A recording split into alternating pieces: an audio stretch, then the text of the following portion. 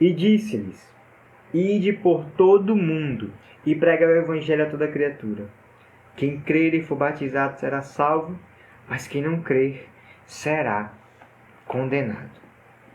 Nós vamos falar hoje, nós vamos bater um papo hoje, esse papo de santidade hoje, sobre um santo que não só leu, como eu estou lendo aqui essa palavra, né, essa passagem para vocês, mas que viveu, que dedicou a sua vida, que entregou a sua vida por esse ide, que Jesus nos fez a ele e nos fez. Ide por todo mundo e pregai o evangelho a toda criatura. Ele é um grande exemplo, um modelo de evangelização, um modelo de evangelizador, um modelo de apóstolo. É tanto que ele é conhecido como o apóstolo, ele é reconhecido por São João Paulo II, né, como o apóstolo do Brasil. Justamente porque nessas terras aqui, brasileiras, que era a terra de Santa Cruz, ele saiu, ele pondo seus pés aqui, saindo por toda a terra de Santa Cruz, evangelizando e espalhando o evangelho. Espalhando o evangelho e também sendo instrumento de conversão, sendo instrumento para que índios se tornassem cristãos, né, através do batismo, se tornarem católicos. Até certo ponto de os próprios índios pedirem o batismo. Ele foi esse grande exemplo de missionário. E além desse grande exemplo de missionário, ele também foi poeta, dramaturgo, linguista, historiador e gramático. É tanto que ele foi o primeiro autor, né, o autor da primeira gramática brasileira. Você já deve ter visto falar sobre ele nos livros de história. Mas hoje nós vamos ver um pouco da história dele para ver que direcionamento esse santo nos dá em relação a nós, cristãos católicos. Esse exemplo de apostolado, esse exemplo de missionário. Nós estamos falando de São José de Anchieta. E é sobre ele que eu e você nós vamos bater esse papo. E nós vamos ver como é que ele viveu esse ide. Eu me chamo Luan Paiva e este é o programa Vida dos Santos, aqui no canal Devotos de Carlo Acutis, Brasil. Vamos embora pro ide?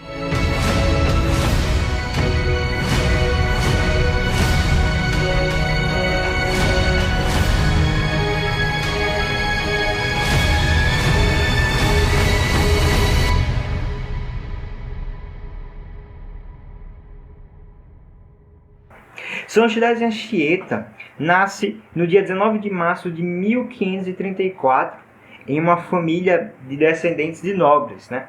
Ele nasce ali nos arquipélagos, né? Nas ilhas ali de Canárias, né? Que pertence à Espanha. E lá ele viveu nessa ilha com sua família, com seus irmãos. Só que mais ou menos quando ele tinha 14 anos de idade, os pais olharam para ele e fizeram assim: esse menino tem facilidade para entender as coisas.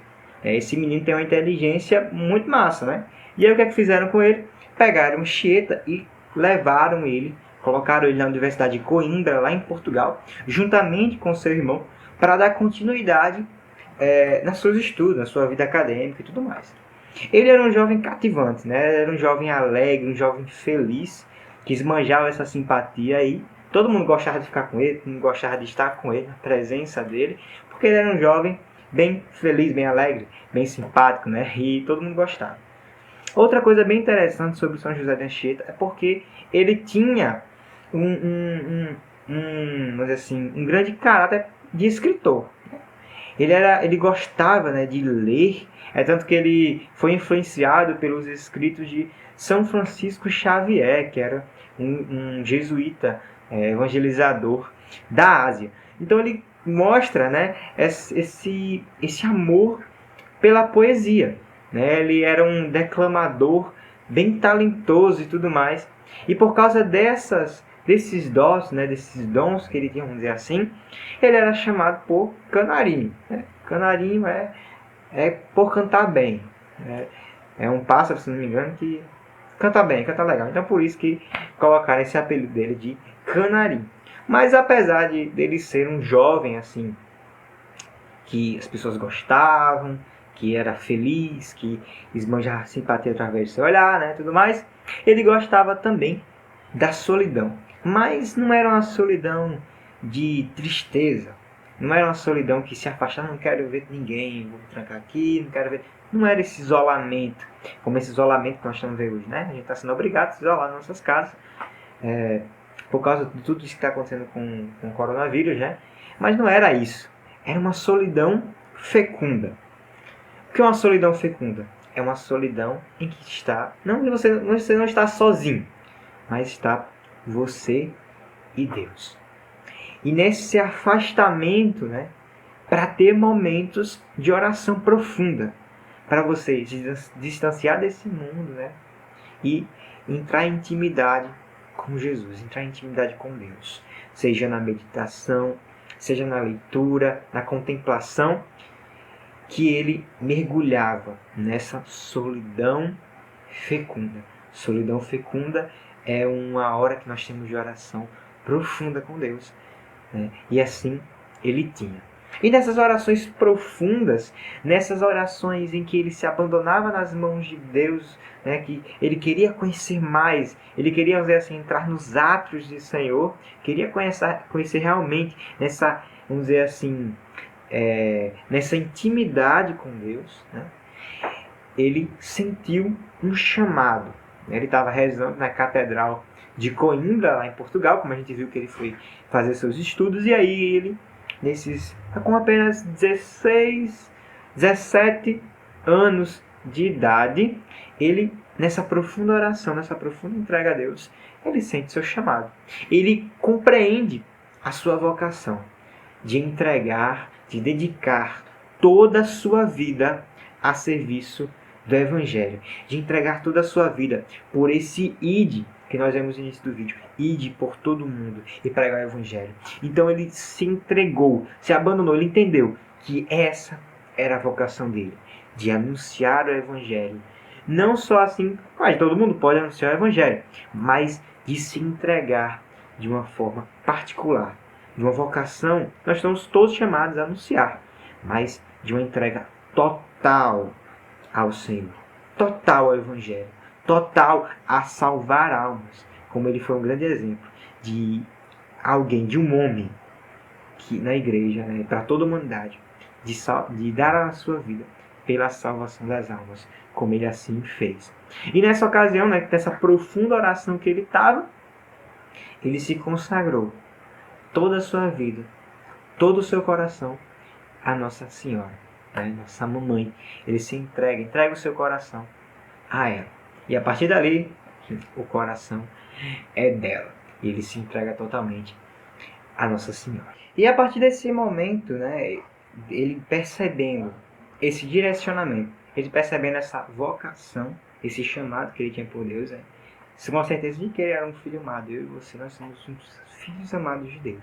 Mas nós somos colocados aqui com um propósito, com um chamado específico para a nossa vida, né? Cada um, como Deus nos ama de forma pessoal, ele também nos chama de forma pessoal. Eu tenho um chamado e você também tem um chamado que você deve descobrir, assim como São José de Anchieta, se colocando em oração para descobrir qual é esse chamado que Deus me faz, onde Deus me quer, qual o direcionamento. Eu não sei te responder, só você, na intimidade com o Senhor, vai poder saber, né? Então, São José de Anchieta, ele, vendo esse direcionamento, esse norte que sua vida estava tendo, esse chamado estabelecido, ele ingressa na companhia de Jesus, ou seja, ele se torna ali um irmão jesuíta. E a partir daquele momento ele começa a se dedicar dentro da ordem aos serviços mais difíceis. Ele escolhe a parte mais difícil para se colocar em serviço, né? Tanto que ele fica um pouco doente, enfim, acaba adoecendo. E os médicos desenganaram, né? Foi desenganado pelos médicos porque não viam mais como conseguir aliviar os sofrimentos e as dores de Anchieta. Só que aí quando ele descobriu, não estava bem de saúde, ele descobriu que só tinha o seu próprio diagnóstico, né? Colocava que ele tinha cerca de 6 meses de vida. E aí São José de Anchieta, ele pede para o seu supervisor que o enviasse para o Brasil, para desbravar essa terra de Santa Cruz e que ele pudesse colocar a serviço das crianças indígenas, do povo indígena. E aqui a gente percebe um traço massa, que a gente pode tirar para nós, né? Já adiantando aqui um pouco. a entrega pela salvação das almas. Ele sabia que tinha 6 meses de vida. Na verdade, nós sabemos, se nem vamos ter amanhã, né? A gente sabe do hoje. E ele coloca a sua vida em algo que valesse a pena. E era pela salvação das almas, pela evangelização, por ser instrumento de conversão aqui na terra de Santa Cruz, aqui no Brasil. Então, a primeira coisa que você tem que se perguntar diante da vida de São José de Anchieta é: eu só tenho hoje. E aonde eu posso dar o meu hoje? A Deus. Eu só tenho hoje, só tenho agora. Então eu tenho que dar a vida, o agora, por algo que realmente vale a pena ser dado. Deus me colocou aqui e eu só tenho hoje, eu só tenho um presente para viver. O que será que eu posso doar minha vida a Deus, né, no meu hoje? Foi isso que São José de Anchieta fez. Diante dessa situação de saúde que ele observou que só tinha 6 meses de vida, vamos dizer assim, aproximadamente, ele quis entregar a sua vida a algo que valesse a pena. Mais um ponto aí para você entender, uma dica aí, para você entender o seu chamado, né? Você perceber e ver onde eu quero doar a minha vida, em algo que vale a pena. Para mim, o que é que vale a pena? Você se responde aí. Então, São José de Anchieta, ele vem, né, ele pede ao seu superior para vir à terra de Santa Cruz, e assim, em 1553, né, depois de 53 anos, após 53 anos da descoberta por parte dos portugueses, né, do Brasil, ele embarcou junto com alguns padres, junto com outros vários jesuítas, para vir até o Brasil. E chegando aqui no Brasil, Anchieta sentiu-se extremamente bem de saúde, né? Estava mal de saúde e se sentiu bem.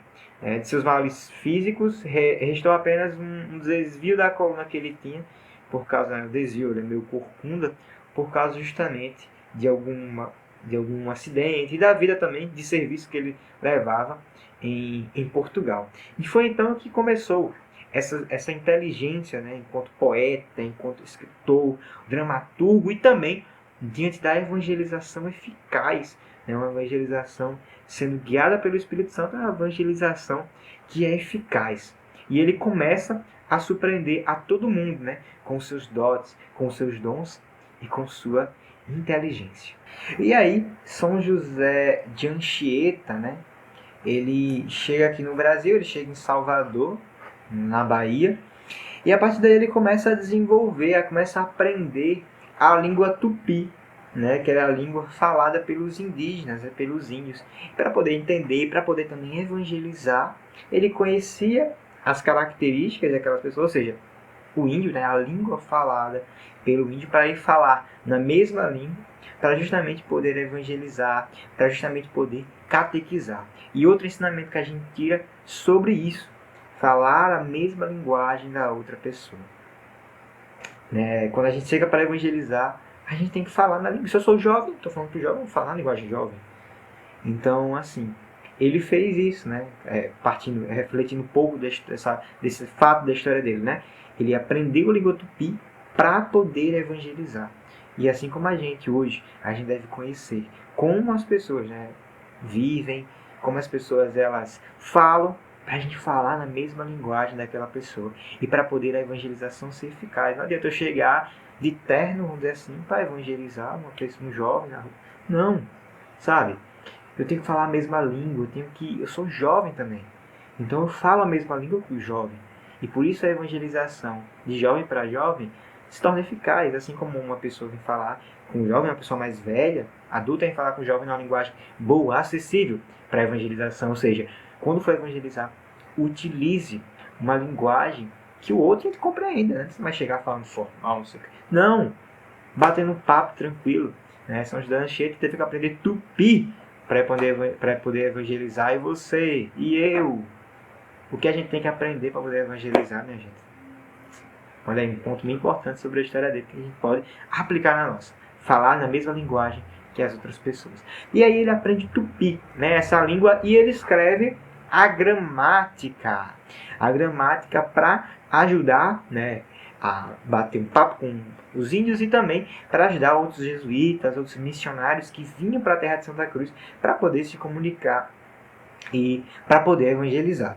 Em 1554 ele chega, né, na capitania de São Vicente, e lá ele celebra uma missa, né, junto com outro padre. Eles dois celebram uma missa, né, junto com o padre Manuel de Nóbrega. Eles celebram uma missa para fundar, para dar início a um colégio, né, que ali ele inicia o seu trabalho missionário, né. E aquele colégio, né, foi fundado onde hoje é a cidade de São Paulo.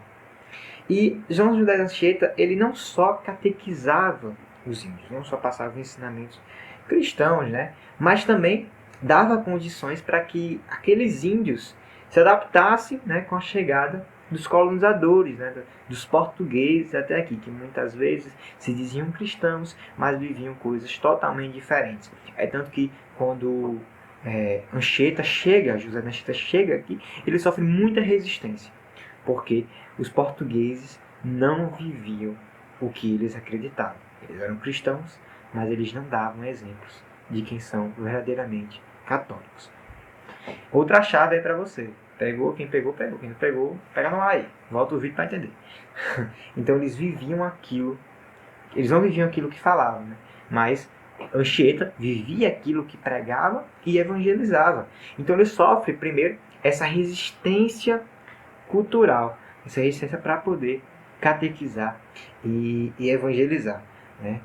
E aí ele ensinava também, né, aos índios noções de higiene, sobre medicina, sobre música, sobre literatura. E também, por outro lado, fazia questão de aprender com eles, né, desenvolvendo diversos estudos sobre fauna, né, sobre a floresta, né, sobre a flora e sobre o idioma. E como eu estava falando para vocês, os portugueses, né, quando chegaram aqui, eles diziam, somos católicos e tudo, mas alguns não davam exemplo e abusavam dos índios. E com esses abusos, os índios começaram a se rebelar, vamos dizer assim, se revoltar com tudo aquilo. E por isso, como eu falei, São José da Anchieta, quando chega aqui, ele sofre essa repressão, ele sofre, vamos dizer assim, né, essa revolta, né, contra os portugueses, por causa da colonização, que foi bem abusiva. Então, o que acontece? Junto com os franceses, uma tribo começa a se rebelar contra a colonização dos portugueses.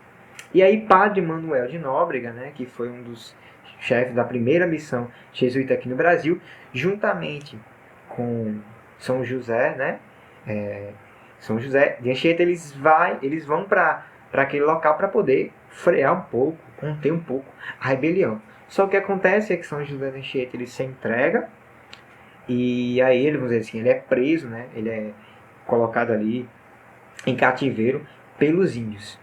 E os índios, eles têm os costumes de, antes de matar aquela pessoa que eles prenderam, né, de colocar mulheres ali, para aquelas pessoas, aqueles homens, né, terem relações sexuais com aquelas mulheres antes deles morrerem. Só que ele tinha feito o voto de castidade, né, tudo mais. Então ele não queria perder isso, ele não queria perder sua pureza, ele foi duro, e como a gente deve ser também, violento, para diante de uma situação que quebra a nossa pureza, que quebra a nossa castidade, que é ser inteiro de Deus, totalmente de Deus. Então o que é que ele faz? Ele se coloca diante da Virgem Maria e diz para ela, né, diz para Nossa Senhora, se a senhora me ajudar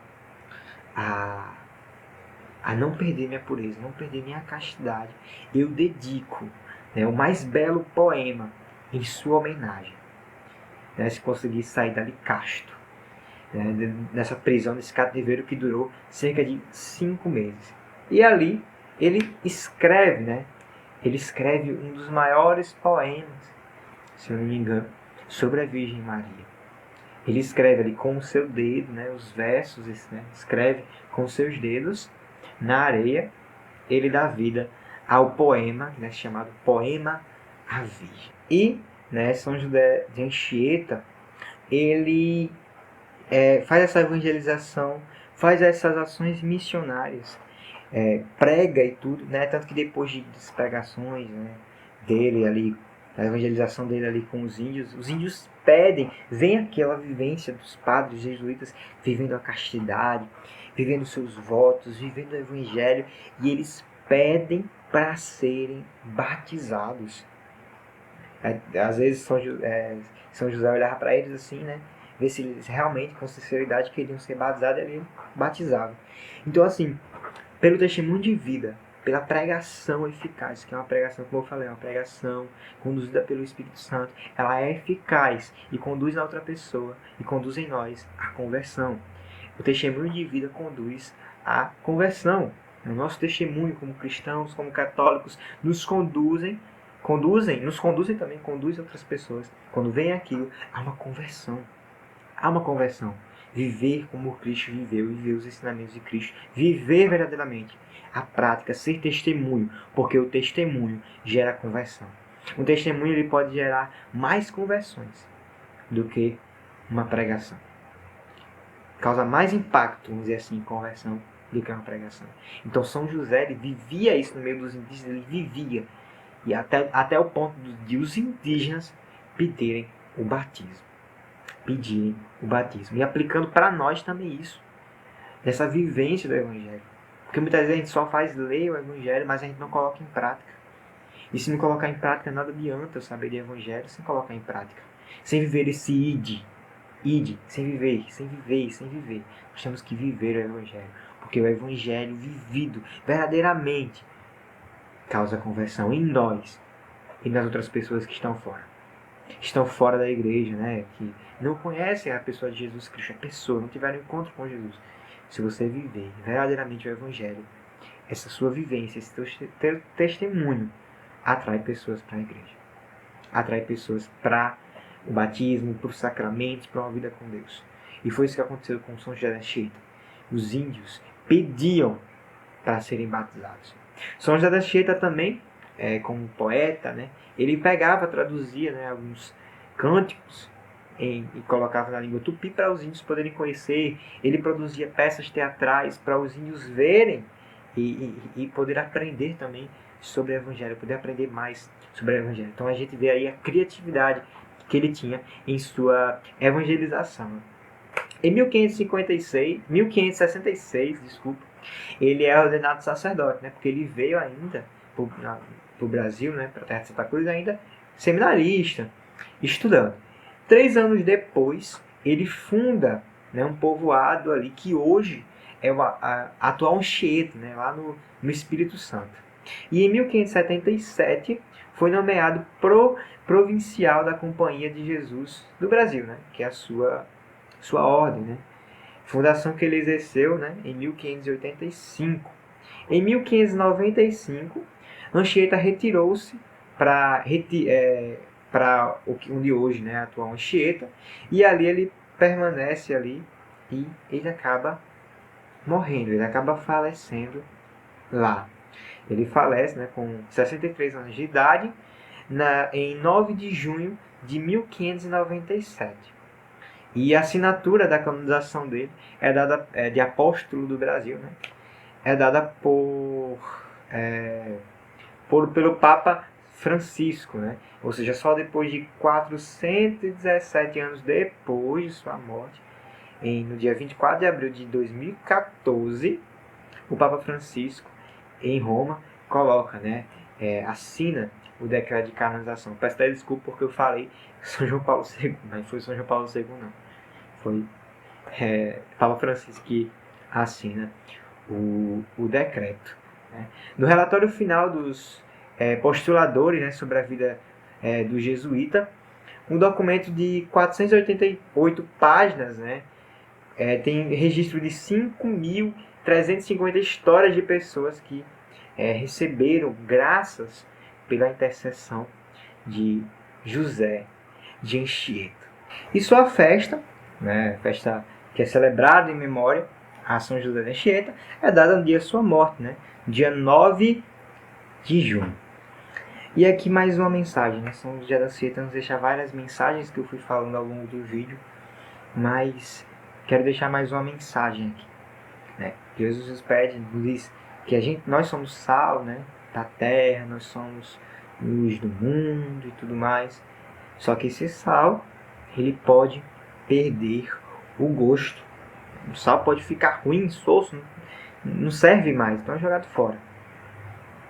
O que é que nos falta para como São José, como São José, que foi esse missionário, que foi esse sal aqui na terra do Brasil, né? Vamos dizer assim, na terra de Santa Cruz, foi esse sal na terra de Santa Cruz, que ele fez esses atos missionários, esse ide verdadeiramente. E o que nos falta para eu e você poder viver o nosso apostolado de evangelização, o nosso apostolado de catequese, não só com palavras, pregações, né, orações, mas com a nossa vida. O que nos falta? Será que esse sal que somos nós, eu você, perdemos o gosto já? Deixamos de temperar, né? Deixamos de dar gosto a esse mundo? Nós só seremos verdadeiramente sal, nós só daremos gosto verdadeiramente às coisas se nós tivermos uma vida em Cristo. Porque Cristo é a luz. Nós só somos instrumentos dessa luz que reflete em nós pela nossa vivência com Ele. Porque quanto mais eu sou íntimo de Jesus, íntimo de uma pessoa, mais eu pareço com aquela pessoa, mais eu tenho traços daquela pessoa. Então, se eu sou íntimo de Jesus, eu tenho traços de Jesus. E aí essa luz do mundo, ela é dada. Esse sal é colocado no mundo. E o que tem nos feito perder esse tempero, esse sal? Né? O que é que nos tem feito parar de ser sal? Nosso pecado? Falta de vida de oração? Não sei. Preguiça? Não sei. Só você pode responder. Comece o seu apostolado. Comece o seu id. Esse é o nosso exercício que São José nos coloca. Começar o id, começar o apostolado, e você não precisa ir muito longe, dentro da tua casa, na tua rua, com teus amigos. Exerce esse apostolado, falando como ele falava, né? Ele teve que aprender a língua tupi para poder evangelizar. Fale da língua das pessoas, fale a mesma coisa, o mesmo papo, assim, o mesmo papo não, mas a mesma linguagem, como aquela pessoa fala. Se vista de maneira como se fosse um cristão, mas não de terno, paletó, para chegar evangelizando.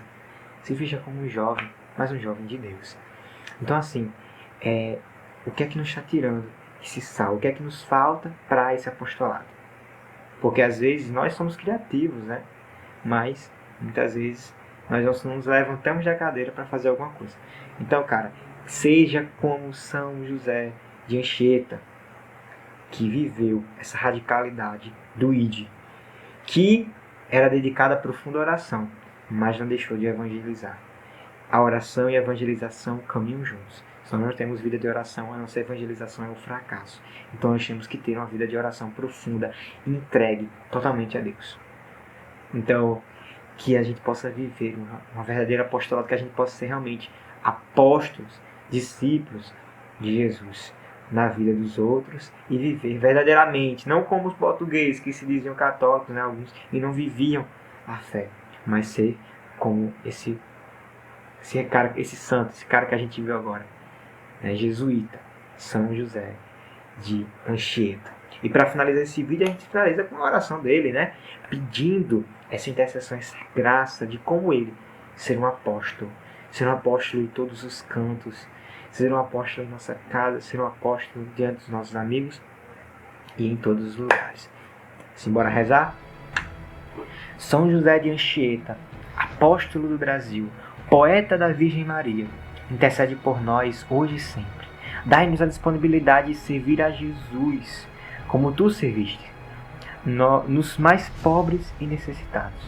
Protege-nos de todos os males, do corpo e da alma. E se for da vontade de Deus, se for vontade de Deus, alcança-nos a graça que agora te pedimos. São José de Anchieta, rogai por nós.